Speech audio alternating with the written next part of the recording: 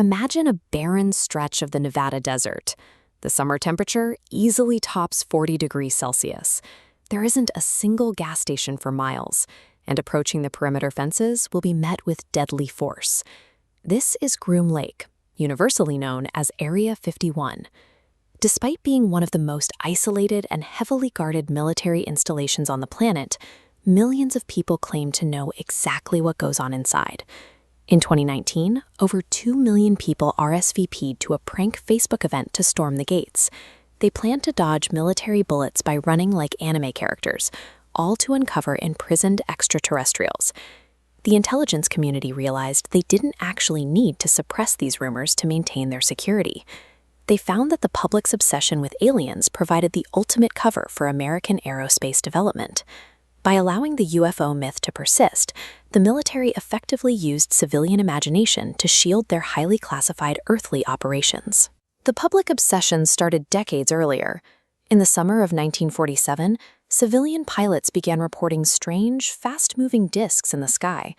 Soon after, a rancher found bizarre metallic debris scattered across his property in Roswell, New Mexico. The military's response was highly erratic. The commanding officer at Roswell initially issued a press release claiming they had recovered a flying disc. One day later, they retracted the story entirely. They posed an officer next to crumbled debris, telling the press it was merely a weather balloon.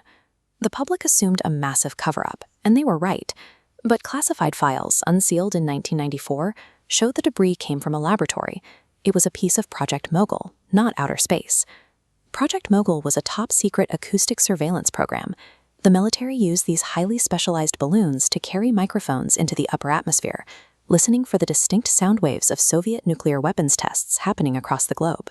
Roswell established a blueprint for the Cold War. The military developed classified surveillance technology. Civilians spotted it and assumed it was alien, and government cover-ups inadvertently fueled the conspiracy. By the 1950s, the Cold War was escalating rapidly. President Dwight D. Eisenhower needed an isolated, completely secure location to develop high-altitude spy planes capable of watching the Soviet Union without detection. The CIA found a geographical blind spot at Groom Lake, a massive dry lakebed situated right next to the Nevada test site. Because the military was already detonating nuclear weapons next door, the area was already restricted and off-limits to the public. Engineers at this secret facility pushed the boundaries of aerospace engineering. This began with the high-altitude U-2 and eventually led to the Lockheed SR-71 Blackbird. The SR-71 was explicitly designed to outrun anti-aircraft missiles. It reached speeds of 3,400 kilometers per hour and operated at an altitude of 26,000 meters, parameters that far exceeded any civilian aircraft of the era. Testing these extreme capabilities in total secrecy guaranteed that whenever civilians caught a glimpse, they would struggle to explain what they were seeing. A commercial jet flies at 10,000 meters. The SR-71 operated at 26,000 meters. The military tested these planes before sunset. While the ground goes dark, the high-altitude Blackbird still catches the sun's rays.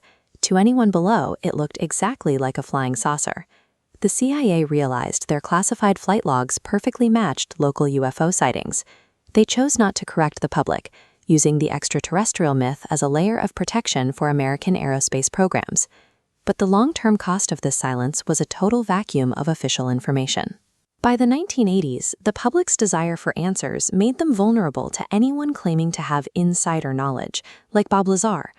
Lazar appeared on national television claiming he was reverse engineering alien ships powered by Element 115.